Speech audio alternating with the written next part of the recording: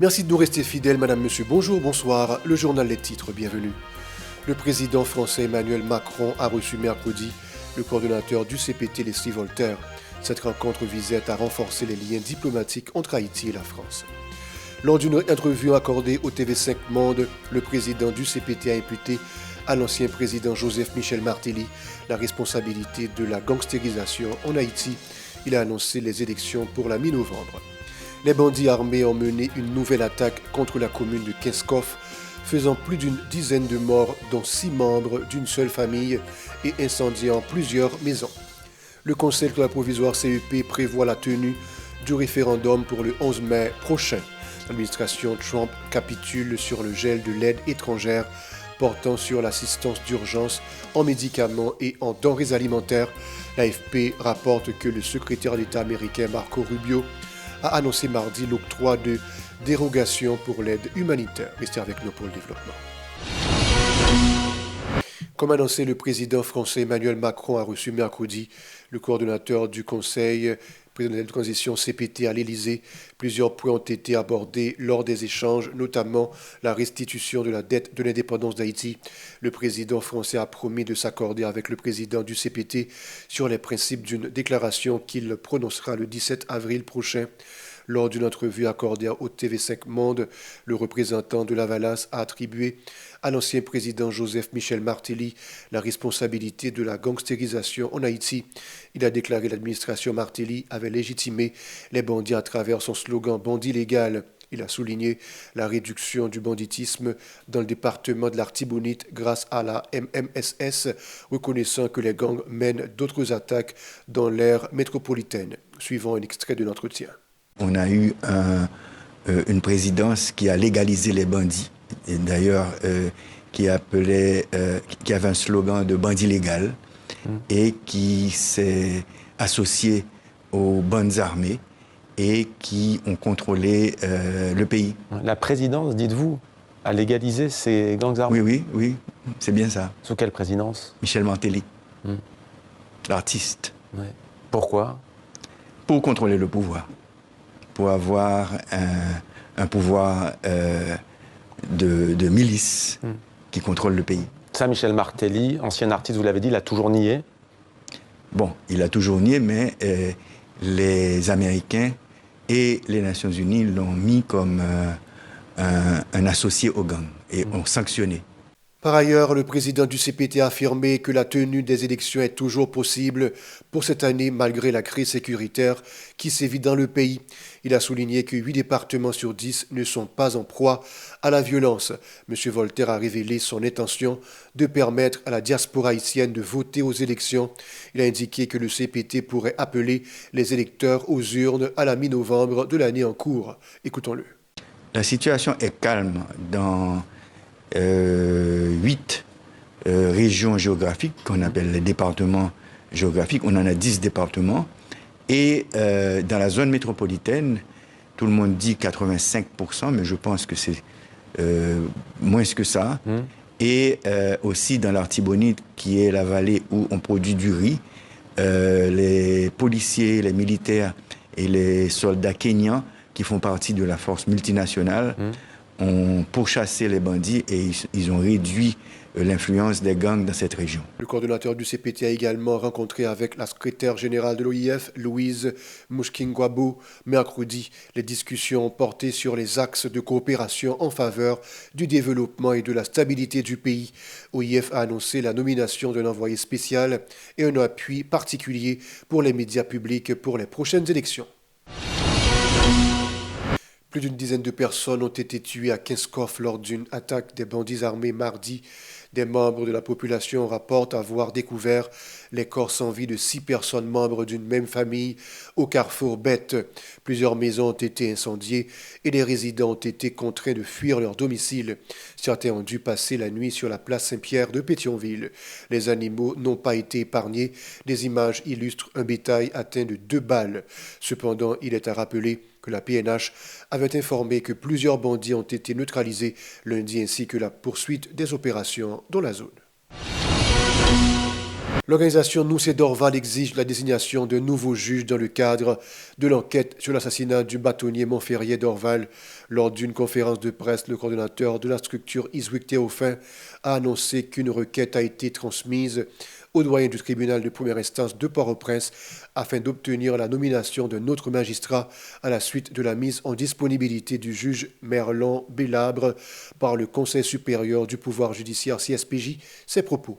Je dis à nous là spécialement pour que nous lancions un appel suite avec une requête Nous Dorval récemment adressée avec le doyen du tribunal première instance de Port-au-Prince, à savoir maître Benassainville, pour nous dire 4 ans, 5 mois après, dossier bâtonnier Montferrier d'Orval là, eh bien jusqu'à présent, pour qu'on gagne une instruction formelle qui fait ce dossier.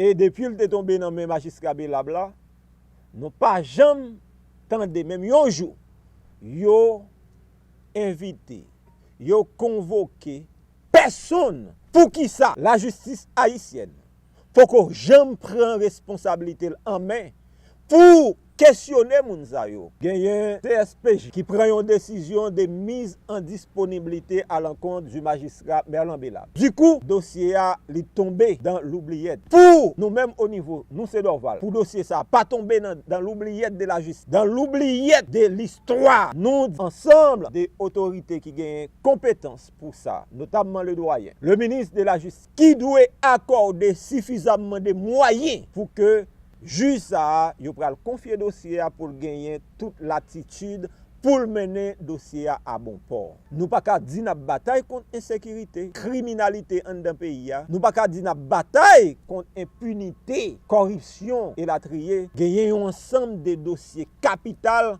Pas jamais de lumière faite sur. Lors d'une conférence de presse tenue mardi, le collectif des médias en ligne, CEMEL, a rejeté le rapport émis par la commission de travail sur les funérailles des journalistes tués le 24 décembre lors de la tentative de réouverture de l'hôpital général. Le journaliste Robès Dimanche a affirmé que l'État a quand même apporté un soutien aux familles éplorées et aux journalistes blessés, quoiqu'avec négligence. Cependant, il dit prend acte du rapport de cette commission qui, selon lui, ne correspond pas avec la réalité vécue par les journalistes victimes des attaques des bandits alors qu'ils exerçaient leur métier. Suivons-le au micro de Yasmine Sano. Nous constatons que c'était une commission qui travaille côté que c'est un grand monde qui a fait tout le travail pour la commission. D'abord, rapport sorti. Nous-mêmes, au niveau de CEMEL, qui est un représentant nous dans la commission, travail qui fait là pour sortir le rapport là, et représentants nous n'ont pas participé là-dedans. Ça veut dire intérêt journalistes pas au rendez-vous. Parce que nous-mêmes, au niveau de CEMEL, nous sommes toujours à bataille pour que les droits journalistes soient respectés.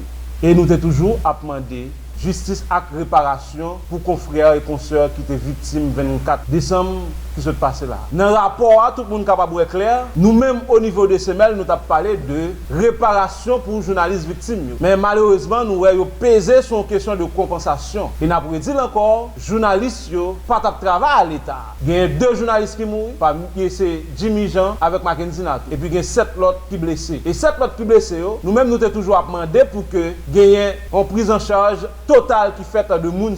Et nous avons envoyé un petit coup de chapeau, tout petit, parce que bon minimum qui fait. Et nous avons tout dit ça à Guilherme Sedelva. L'État n'a pas fait journaliste cadeau. L'État a payé négligence, il a pris responsabilité parce que c'est l'État négligent qui te permet journalistes de descendre en bas aux victimes. Et commission, nous prenons acte de rapport qui est sorti. Rapport n'est pas cadré avec la réalité. La réalité, c'est qui ça l'est. Journalistes victimes, faut qu'ils réparent.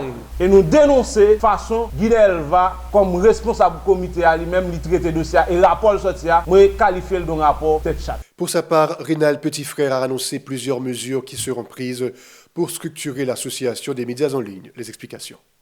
Il y a un pile changement qui va le faire. Bon côté nous-mêmes, petits messieurs, petites mesdames, messieurs dames, la presse qui en ligne. Dans le jour où nous venir là, nous pral gen un batch unique, seule couleur, mais là gen logo chaque média ou là-dedans. Pral gen une seule imprimerie qui a imprimé batch pour moun dans la rue. Pral gen 3 signatures de ensemble association de médias en ligne qui pral la côté ça. Provisoirement que nous gagnons imprimer pas nous. Bagay pas jamais comme ça. On va faire un monde décider, li sorti batch Jean vle dans la rue, li dit que ça c'est média, gagne on téléphone dans mail, li fait ça vle, li pas comme ça encore. Tout le monde pral gon seul batch nan men. Nous pral communiquer nous parce que c'est mel gon assemblée générale qui pral fait sous peu. Nous pral présenter nous. Nous déjà gen graphiste qui travaille sous format batch là. Nan mon bon moun et moun qui t'a doué faire nous reconnaître nous comme des moun qui valent c'est eux même qui va se valer nous en papier. Et bien c'est pour nous dire nous que n'a régulariser et secteur. Journaliste yo c'est pas après au sorti qui bat toute bagaille fini. L'État prend responsabilité journaliste jusqu'à ce qu'il mouille. Jusqu'à ce qu'il mouille. Et l'État a pour devoir mettre en valeur avec toute assistance samandé, petit Jimmy, petit Mackenzie Natou. Voilà, c'est la fin du journal. Restez avec nous pour la suite de la programmation.